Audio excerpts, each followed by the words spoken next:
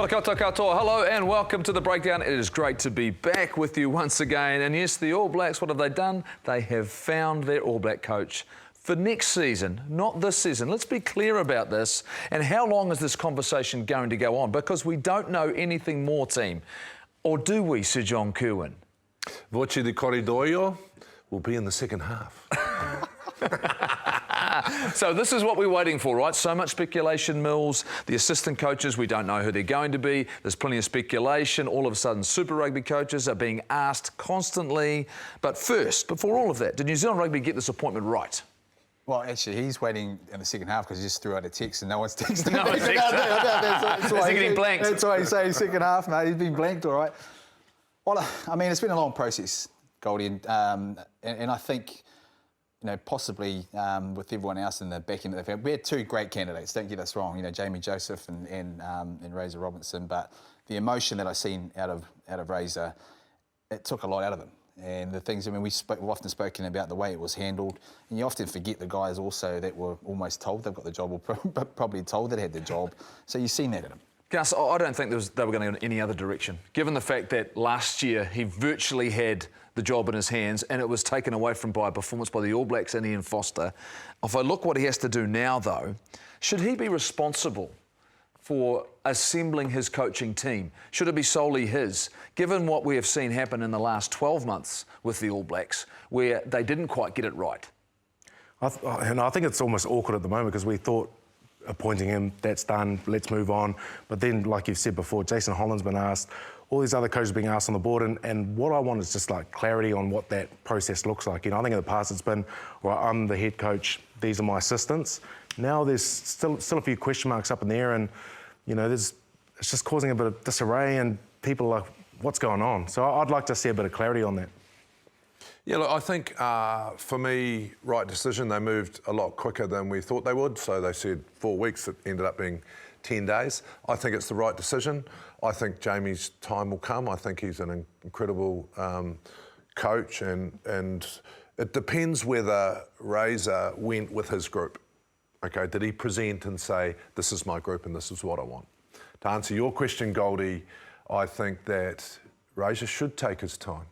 And he should lean on someone within the rugby union, because for the first time last year, and Ian Foster, if he had his time again, probably would do things differently. So his assistants are fundamental. Razor has already come out and said what type of coach he is. So the technical side of his staff will need to be important. And we saw how valuable and critical that was last year, Mills, when all of a sudden Jason Ryan comes in, Joe Schmidt comes in, and there was immediate lift in terms of a number of key areas for the All Blacks. So how do we avoid that scenario happening again? Because that cost a lot of money of New Zealand Rugby. It also was incredibly disruptful for the group, and they had to deal with a lot of the time after the disappointment of losing that series against Ireland. So who should be responsible for this? Should New Zealand Rugby play a key role in who those assistant coaches are going to be? I think they have to play a key role in leaning towards Razor, because I think the circumstances are a little bit different.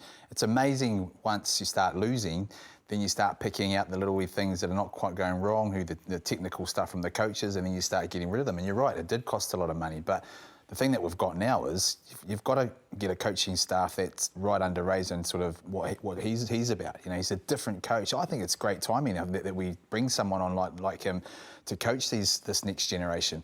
The thing is that I'm unsure about, like yourself, Gus, is the fact that my understanding was both coaching candidates had similar staff.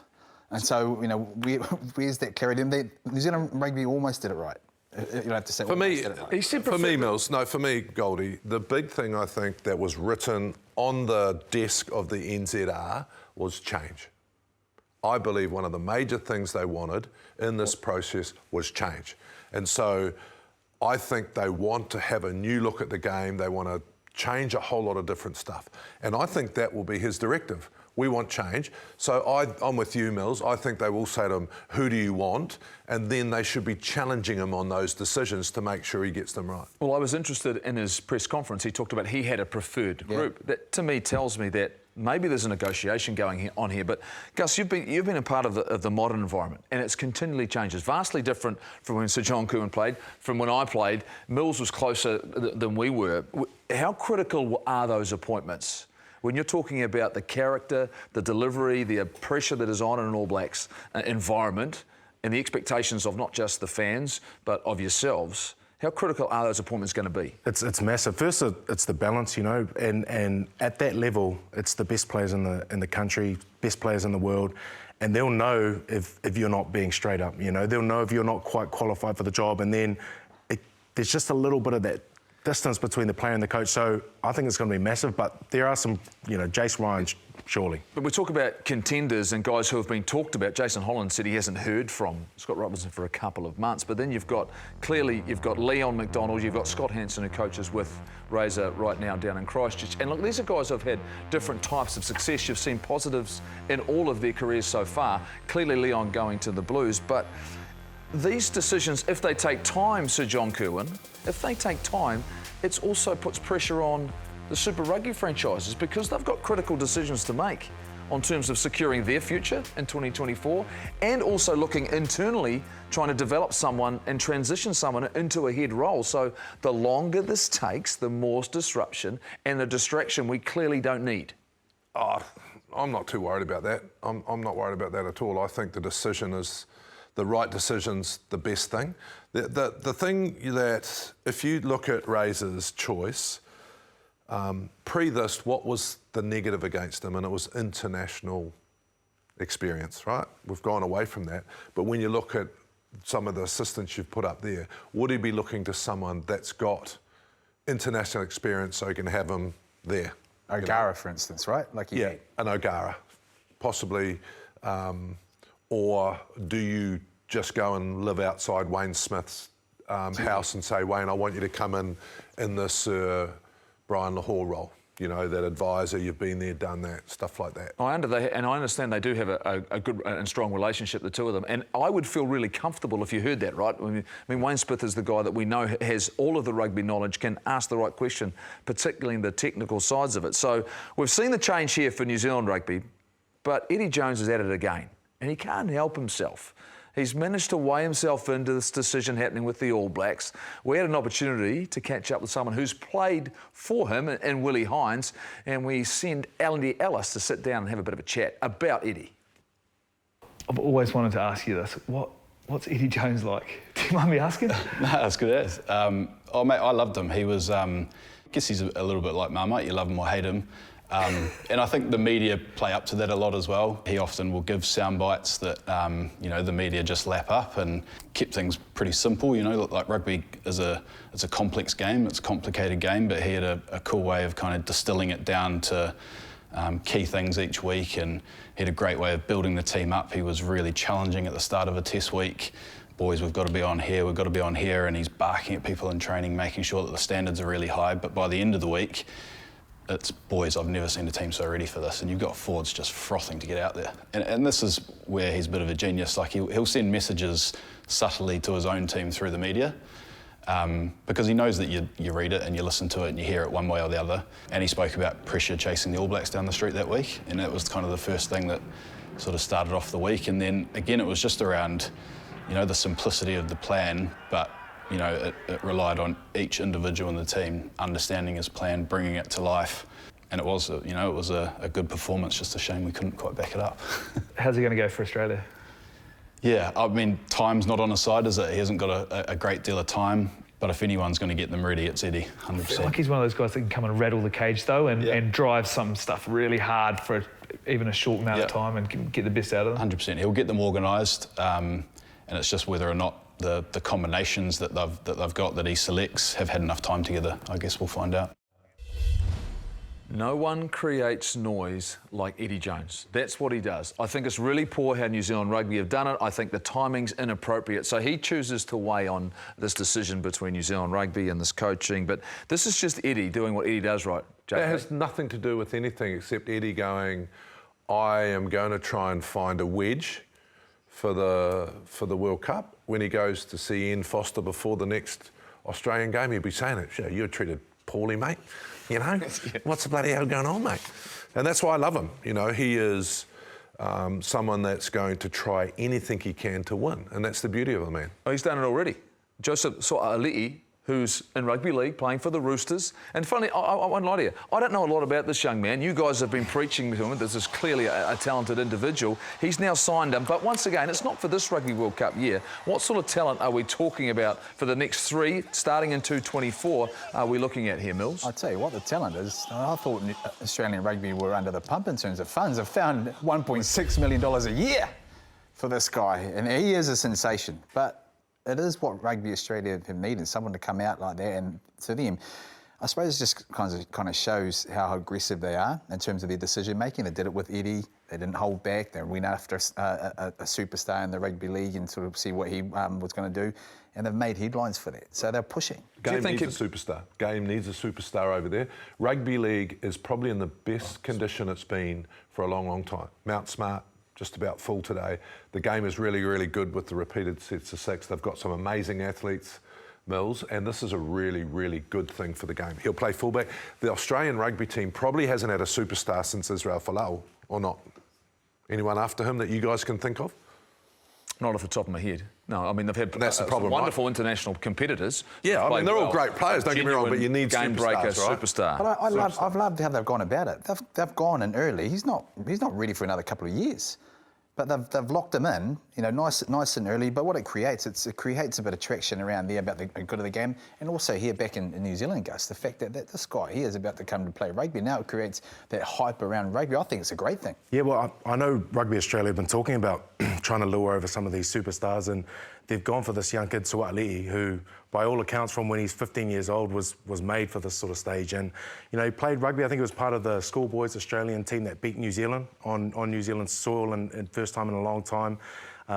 He's athletic. He's got a good head on him, and I think it's what they need. It does send a really good message. The fact they're going out there to try and improve the profile, they're trying to improve their talent levels, they're hoping to attract more talent through to their program. Brandon Smith, though, one of the Roosters, he's not overly impressed. He's certainly not concerned. Take a look at his reaction to this big news. Rugby really got a gem there. He's only gone for 3 years. I think he'll be about 16 when he comes back, so he'll be able to come back to the Roosters, hopefully. And, like Peter V'landys said, go over, get that easy money, and then come back to the real sport. 1.6 million could have been spent better on the grassroots of rugby. A $1.6 million winger from the Roosters isn't going to help you beat the All Blacks. Subtle. Yeah. Subtle. Yeah, thanks, Brandon, for bagging rugby, mate. We won't forget that, son. We won't forget that last year you came out and said you're going to leave the Storm a little bit early. And so for me, it's a good buy. Both sports are pretty damn hard, as we know. And I think the opportunity for this kid is worldwide. If you play rugby league, you're going to the north of England or Sydney and Brisbane. So, he will have Paris chasing him. He'll have, big English clubs chasing him. So he's probably looked at his future and thought, do I want to live in Sydney, Brisbane, Auckland or north of London? And he'd say, oh, maybe I'll do this, like Roger's done, like Sonny Bill did. It's a different worldwide game. Yeah, well, it's not going to be for a while. We're going to see him. Brandon, that was for you, mate. Yeah. Jeez. That was for you, Brandon. Don't bag our game, son. Don't bag our game. Don't bag our game. Look, there's plenty more for us to talk about here on the show. We've got Super Rugby Aupiki a little bit later on, but we're going to talk about Super Rugby Aotearoa after the break. Yeah, welcome back. Apologies, I got the version of Super Rugby gone. We've had a few. I said Super Rugby Aotearoa, it's Super Rugby Pacific. Clearly, it's the second season of that. This afternoon, don't forget as well, the Blues had an important win for them. No bonus point, though, over the Force. That was at Eden Park. It's time to talk Super Rugby. It's brought to you by Nurofen.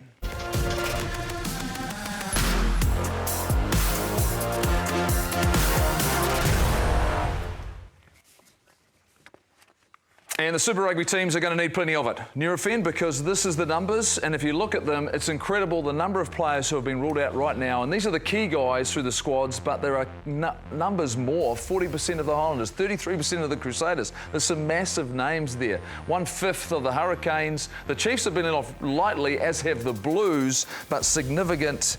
Gus, you're one of the names on that list. Yeah, I'm sitting right here. You're sitting right here. Look, it's been an unusual season and there's been a lot of damage done, some guys in the pre-season. Have you noticed anything? Have the players started to talk about the fact that these injuries seem to be a factor this year? No, but there's definitely been a factor of boys who are playing big minutes are really feeling it. I've gone down to a couple of the Chiefs games and the way they're talking about it is it's a whole other level in terms of how they're feeling after games. Their lungs are blowing. I think Jake Gordon the other night was all done, about 70 minutes. So not necessarily the injury side, but it's a weird season, isn't it? I mean, guys finishing there, Fletcher Newell, Alex Hodgman, they're up for the rest of the season. So where do you go? Does it make it in some ways, though, if you start talking about the higher level and you're talking about selecting sides and you start looking at the pool, if the top players aren't out there and they're missing games, does that compromise your ability to select them later on? Yeah, look, I think any change in the rule takes a little bit of an adjustment. So if you think about talking about the NRL when they changed the repetitive sets of 6, there was an average of 5 kilos lost per forward, right? So it takes a little bit of adjustment, and I think the players will take some time to adjust, but they'll adjust pretty quickly. Do you think fatigue's an issue then? Is fatigue possibly... I think fatigue's an issue in the high try scoring and the high scorers, right? I don't know if it's and I hope it's not a factor in the injuries. I just think it's bad luck. And I think if you're a Super Rugby coach now, Mills, at the beginning of the season, the thing you're hoping for is not a lot of injuries. Yeah, well, it's your depth, right? And this is where it comes down to how big your depth is. I mean, if you look at a lot of them, I know, man, they've been hitting hard, and that physical side of this tournament has been like that for years. It's just increasing year in, year out. But some of them were actually picked up in pre-season. I think probably the team that's probably hindered the most from injuries in season is probably the Highlanders, Jeff. And if you look at it, but you look at it also, in probably the Blues on a different term, because they were hit hard in an area at lock where they're really short on in terms of experience as well. So I don't think it's necessarily about how physical the game is, but you've got to take that science now into consideration. So I know we want to rest All Blacks. I sort of tend to agree in that, but will it hinder their ability to be able to get picked up later on? Man, it's got to be tough when you're sat out a week and you're not playing so well, and then it comes back to bite you. Yeah, and you want to get back-to-back weeks to build your form and start playing well. The speed of the game, you talk about it. Look, it started off with a hiss and a roar. There was a huge amount of time of ball and play, but it's come back to normal levels. But what's happening is the game's actually really condensed. We're certainly not going overtime. We're seeing less recovery time because less TMO reviews. Everything's going that little bit faster. If we look at some of the stats, and you look at those compared to last season, not significant changes, but there is in terms of tries.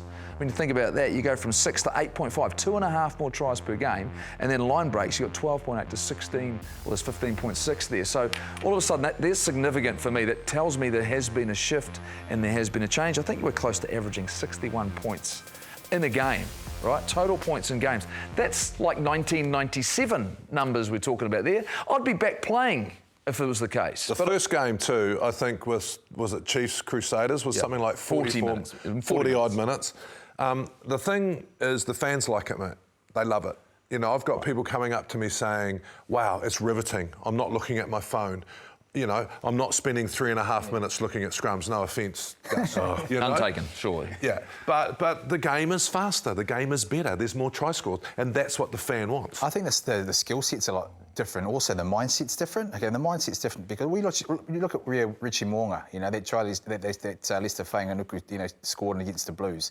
I mean, in the past, you just kick out. Guys are not going for that opportunity, but the skill set that backs it up to be able to nail it, and then, the result they get from it is a 5-pointer. It's not a let's kick out and start again, take a breath, take 50 minutes, 6 seconds to do a line out. But I also think we're actually kicking a lot smarter and counter-attacking off those sort of options as well. So I'd love to see a stat where we're sort of making breaks, whether it's out wide or sort of in the middle of the park, and sort of how long we've held onto the ball as well. So all of those skill sets, though, suit us, Gus, but when you go to the next level and you're talking international rugby, the gap all of a sudden widens. Surely, if they're playing with different laws, we're playing at a different speed.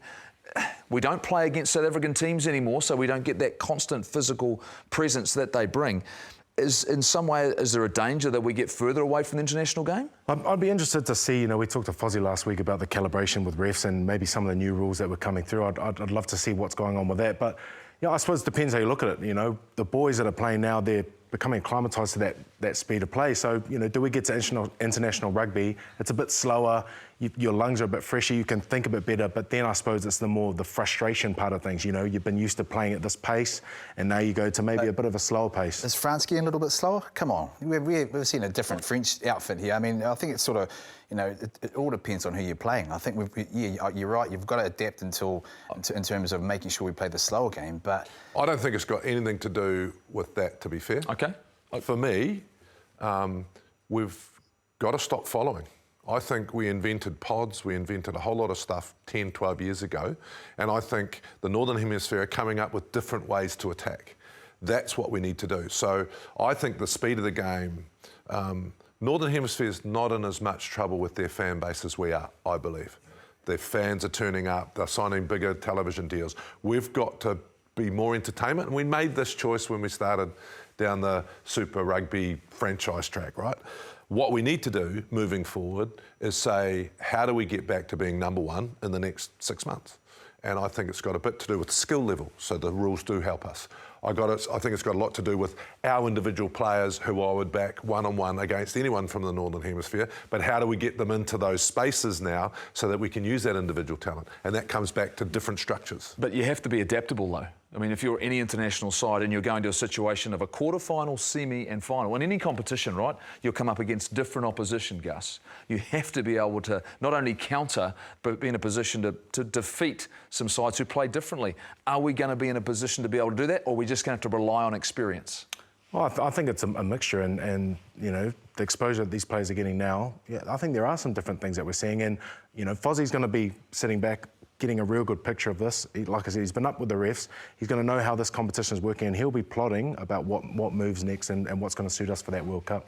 You talk about form, you talk about players. What have we done this week for our Form 15? And so I asked Grant Nisbett this week to do it with a little bit of a twist on it, and Mills is not happy. Oh, I'm not happy. And JK's I'm not happy, mate. You can't change the rules, brother. Hey. You can't be given a brief at the beginning of the season and then change it round 4. I'm hosting the show. I'm hosting the show, and I've set the rules this week. Just this week, I'll be gone. Don't worry. Next week I'll be out.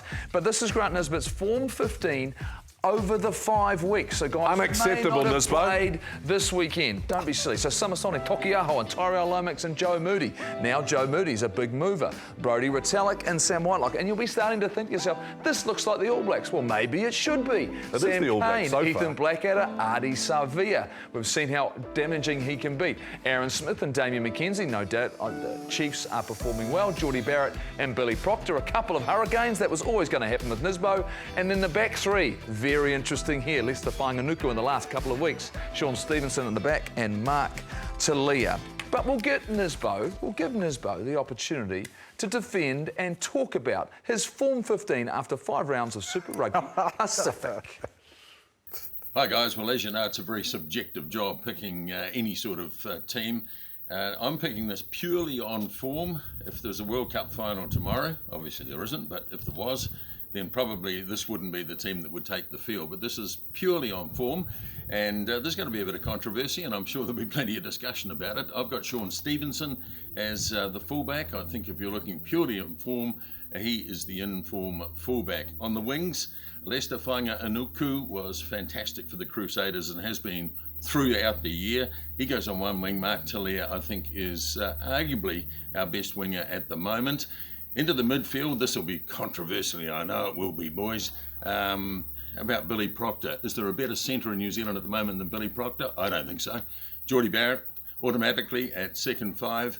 First 5, this will be interesting too, because Richie Mo'unga had a shocker on Friday. I'm not sure that Beauden Barrett is playing all that well at the moment. I've gone with Damien McKenzie. Halfback Aaron Smith, fantastic in Dunedin last night. So that's my back line. At number 8, I'm sorry fans of Hoskins Sotutu, but while Ardie's playing number 8, there's no one better at the moment. Sam Cane has come right back into it, and I reckon he is the form number 7 at the moment. Number 6 is a very interesting position. In fact, I'm going to have to consult my notes here. I've gone with Ethan Blackadder, even though he left the field the other night. Is there a higher work rate in the competition? I don't think so. Whitelock Retallick, for sure, which leaves Scott Barrett out for the moment. And in the front row, Lomax at tight head. Loose head was a real toss-up, De Groot or Moody. At the moment, I've gone Joe Moody. I think he's getting back to his best. And Tokiaho is the hooker. There we are. Discuss that. Oh, there's people screwing up their faces, leaning back, going forward. So, John Kerwin, I know you'll have some debate on some positions here, but we've talked about already in this competition the big players stepping up in big We just go moments in back to big you games. changing the rules. I don't know. Because no, it's fundamental for this selection. So you sat on a plane with Nisbett, and you. I didn't contribute to picking the side. Like and you decided to change the rules. No. So what you've said to me is this is the first 5-week form. Yeah, over the first 5 weeks, the guys who have been the most consistent players that I look and go who have played the best over the course of their opportunities. Yeah, so I'd have to challenge Ethan Blackadder. I think he's an amazing kid, and I hope he stays well. But he hasn't played enough consistently at 6. So I'd be questioning that one. Have you got a replacement for us? I haven't thought of one yet. Well, so you can't just rule somebody out. I mean, there's no reshuffling. He's looking guys full. Take a rest and have a think about it then, Mills. Well, because I wasn't consulted on the aeroplane, I wasn't on that. I've just gone on the fact it's week to week who you ever played, and Geordie Barrett didn't play. I agree with him about Billy Proctor. He was playing 12, so Billy Proctor goes in at 12 for me. I think Alex Nankerville goes at 13. I think he deserves a 13. Narawa as well out in the wing. I thought he had a sensational week, scoring 2 tries. And Proctor puts himself into All Black contention, doesn't he? Yeah, I think he does. Now that he's moved into 12, I think, man, he's had a really, really solid season with the Hurricanes. I like how sort of patient he is, and he brings himself into. He's almost stepped himself up in terms of leadership too. Well, I want these players, Gus, to believe that they can take an opportunity and take a chance, that there's a possibility they can go to Rugby World Cup. If you can show consistent form, not just 1 week, one-off form, you're in a conversation. I look at Billy Proctor and he's showing the skill sets and some subtleties there. That's really nice work, right? I mean, that's the key thing though, Goldie, is that consistency. I was at that game last night. A lot of talk about Geordie leaving and that 12. He moved in and he didn't skip a beat. He was part of everything they did well that night. The little touches out the back, no-look passes. His defence, I think he's at 92% tackle at the moment. What you need in that centre, he's put in his hand. I asked Gus how old he was because I thought, he's been around a long time, Millsy. Yeah. But he's like 23. But didn't he start at fullback? And the reason I asked that is I'm pretty sure he started at fullback when he first came into the Canes a long time ago. But the trouble is, just covering centre, is that going to get 12, 13 though. I mean, this is that's what I'm saying. But it's 12, 13 enough now. Because he's not, like, you think about it, he will be on the fringe of the All Black selection, he's my number 12. I think he's knocking on the door now. He's playing well, right? I think he is. So, and that's why I went with a body of work, Mills, not just a one-off. No, you can't. Don't try and justify. So I want to now go continue on with this discussion in a head-to-head scenario, and you guys can take a rest. Let's talk about loose head prop. Did we miss Joe Moody last year? When you think about when it came big test matches, he wasn't available through injury. On the weekend, he was very, very good against the Brumbies. These are his season stats. This is what you're talking about in terms of impact. But Ethan de Groot, he stood up. When you look at these two guys, what do you see? I mean, it's the old bull and the young calf, isn't it? And you talk about missing Moody last year, but that wouldn't have given Ethan de Groot that opportunity to really take that number 1 jersey in his place. And I think that competition is exactly what you need this year. Moods is coming back with a passion, with a force, and it's going to be tough for that 1 jersey. Who's going to take that? Because Gruder, I mean, he's doing everything, skill set wise, physicality wise, tackle wise. He's all over it.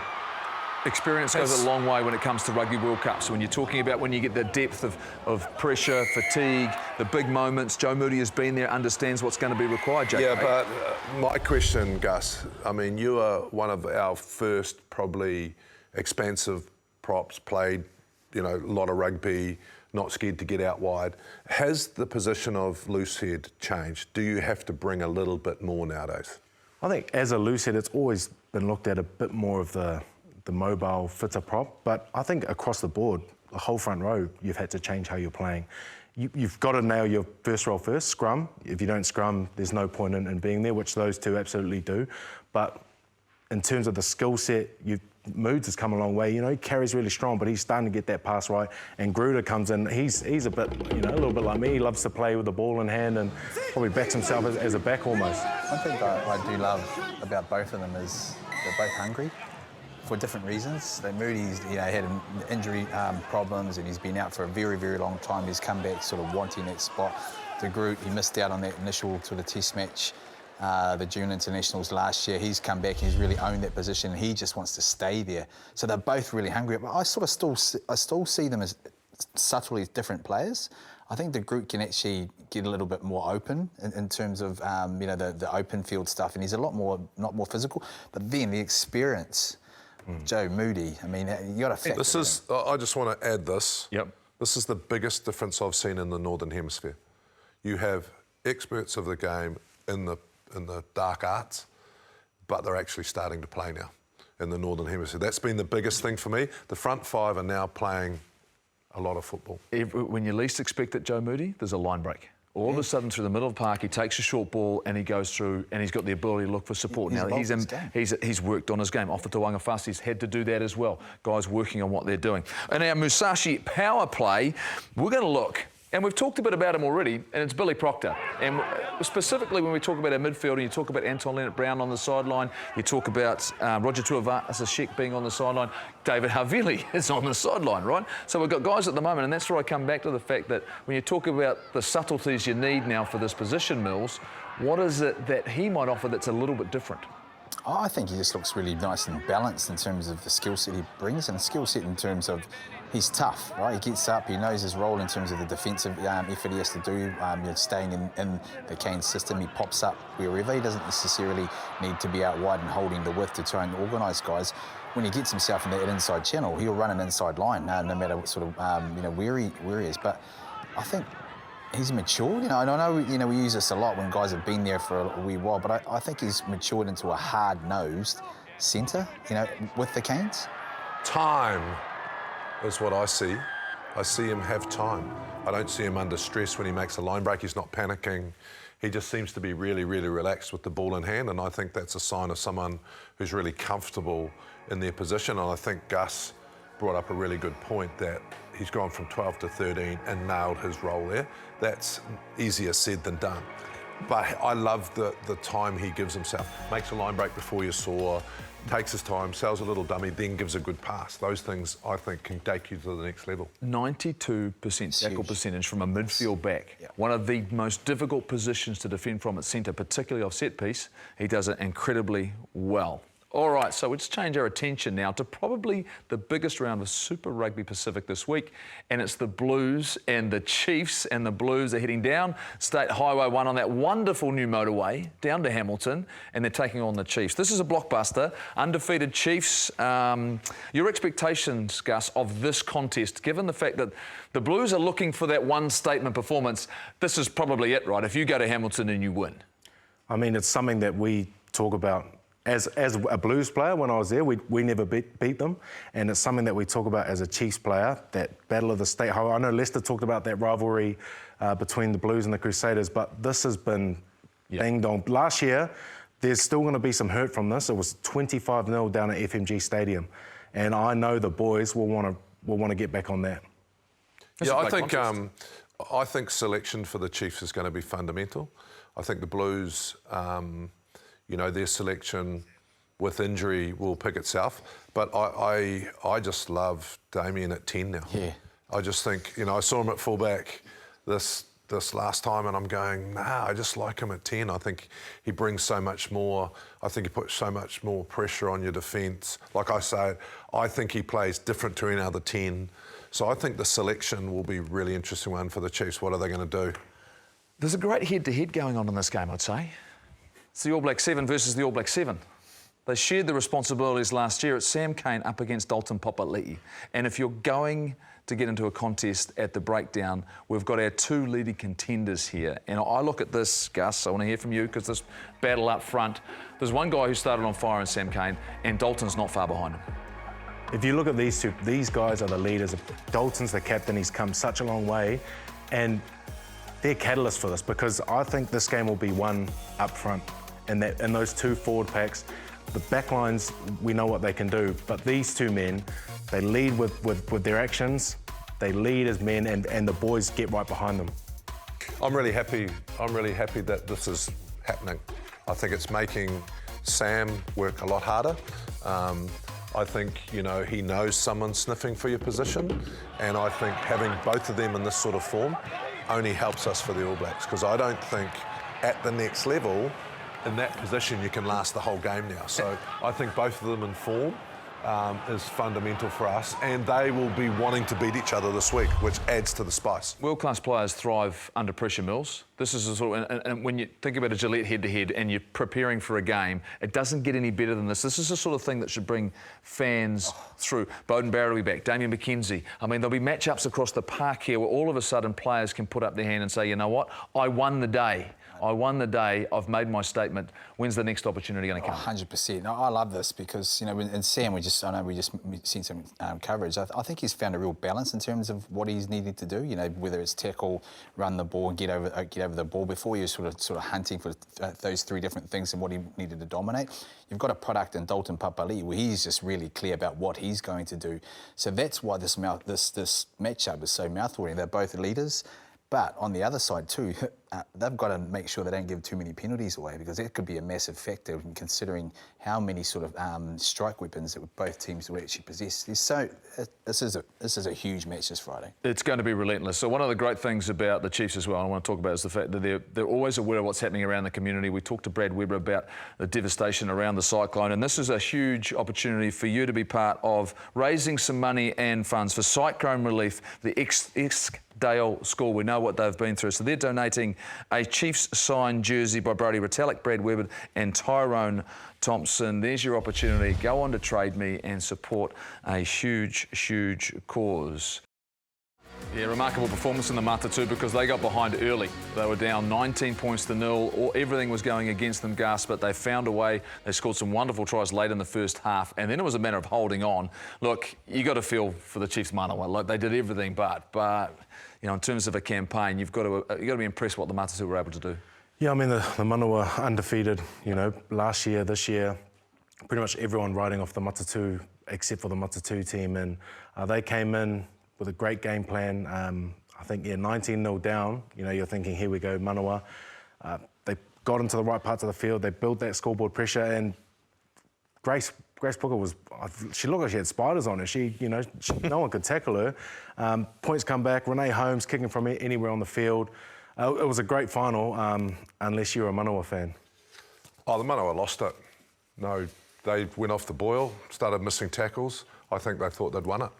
So when you're in a final like that against class opposition, you can't be up by that sort of point. They'll be incredibly disappointed. Yeah. I've played in games like that where you actually just go off the boil. You think you've got it won. Especially in a final as well. Yeah, and you know, the better team Isn't it wins great, on the though? day. It's great, isn't it? I mean, well, not if you're This is how you learn how to perform under pressure, right? Exactly. This is what it takes to stay competitive, go into your experiences. A lot of those players had played for the Black Ferns last year in the Rugby World Cup and led the Matatu. That's what you expect out of this competition. Absolutely, but I love I mean, they had a short amount of time. Yep. Imagine if they had another couple of weeks. I mean, compared to where, you know, Chiefs Manawa were and everyone else, they were chasing them. I mean, they've all caught up, and Matatu have now won the final. So the product, you know, is there if they can give it a bit more resource and a bit more time. But in terms of the achieve what we wanted it to achieve? Well, it did in terms of the result, I think, because now it's, you know, we'll put, you know, more bums on seats, and you know, there's a real sort of need to be able to, you know, watch these games, and also, but in terms of resource, it needs more resource. You know, you can't be going in 1 week and then going into a semi-final. It needs to be, you know, it can't just be lip service. They've got to have more game time and to grow the women's game off the back end of what we did last year. There were some players who were standouts, though. So what we got Taylor Johnson to do, who was there on the weekend, we got her to pick her Form 15. She was with Eden Park today with Kirsty Stanway. Thank you so much, Jeff. Yeah, what a wonderful 5 weeks of competition we've seen. We've been thoroughly entertained, and that was the case in the final yesterday, coming down to the 80th minute. Matatu obviously getting the job done. But how good has this competition been, Taylor? It was fantastic. It totally built on the momentum of the Rugby World Cup last year. I mean, what an end to the competition. No one thought that anyone would come close to the Manawa. They stamped their authority really early on. And then Matatu all of a sudden just came back. They outcoached them and outplayed them, I think. You know, the game plan was outstanding. We have had the privilege of being at all of these games. You've been able to see every player across this competition, and you have named your Form 15. So let's go through it. Your front row, you've got Kate Henwood, Luca Connor and Tanya Koloni-Vali. They were so good for Chiefs Manawa, and they have been named in your front row. If we look at your second row, Joanna Nan Wu and Chelsea Bremner, 2 Rugby World Cup winning locks. 6, 7 and 8, you've got Lucy Jenkins, non-international in this mix. Kennedy Simon at 7. Liana Michaeli-Tu'u, who literally put the Blues woman on her back every single week. At 9 and 10 in the driver's seat, Iritana Hohaia has been named alongside Hazel Chubik. You've got a Hurricanes Poa and a Chiefs Manua combination in there. In the midfield, Grace Brooker and Amy Duplessis, who of course came from the championship winning Matatu side. And your back three, Caitlin Vahakolo, Merirangi Paul and Renee Holmes. How difficult was it to pick this, and what was actually the hardest position for you, Taylor? Yeah, it was really hard to leave out Tanika Willison, because if you look at the whole competition, she was a standout, but when it came to crunch time, Renee Holmes was an absolute standout. She just carried the team, really. She carried that team to a championship. But when you look at the front row, I had to go with them as well, because Kate Henwood, not a Cap Blackfern, she actually just was a late call-up into the Manua team, but she dominated absolutely every scrum. You know, the Blackfern front row in Matatu, they didn't stand a chance against the Manua. So although they lost that final, I think we really need to give credit to that forward pack. Talk to us about the open side flanker position. She was actually playing number 8 this year. Why have you gone for Kennedy Simon? Oh, look, Liana Michaeli-Tu'u was a standout, as well as Kennedy Simon. And for me, I didn't really see any sevens that had put their hand up as much as those two. So I thought Kennedy plays 7 for the Black Ferns as well. So I'm going to put her there. And Liana Michaeli-Tu'u, the 21-year-old, she's a standout. I couldn't leave her out. She literally leads the comp in every set you can think of. So the big question now, are we going to see some uncapped players in the 31 contracted Black Ferns? Alan Bunting has some headaches on his hands. Will he let these players go back to the NRLW like Caitlin Vahakolo, or will he try and sign them here in New Zealand? Yeah, you look at the team, plenty of great form players out of what was a short competition. Now they've got a window to go home, and then they've got an international season to prepare for, Gus. But is the real challenge for this group, and whether or not they'll have any of the sevens players, we wait and see on that, is to try and recapture what they achieved last year in terms of their performance on the field at a Rugby World Cup. It's tough because, you know, you go from this massive high, you win a World Cup, you've achieved everything you've wanted to against the odds. You know, England were hot favourites. They achieved that, and they come into this Aupiki season, finish that, and then there's this weird gap where, you know, how do you fill that in? Like, is a training, you know, is a camp gonna fix that? It's an interesting point, but judging from what we've seen in that competition, I mean, there's some outstanding women, you know, some strong women out there. Really easy for me. If you've got a rugby league contract on your table and you want to be a professional athlete, you have to take it. But that doesn't mean we shouldn't pick them. Why should we follow the men's rules? We are trying to get resource into the game. We want to help our females the best possible way to be professionals. You want to go and play for the Sydney Roosters in the female game, you should be able to come back and play a test match. Why not?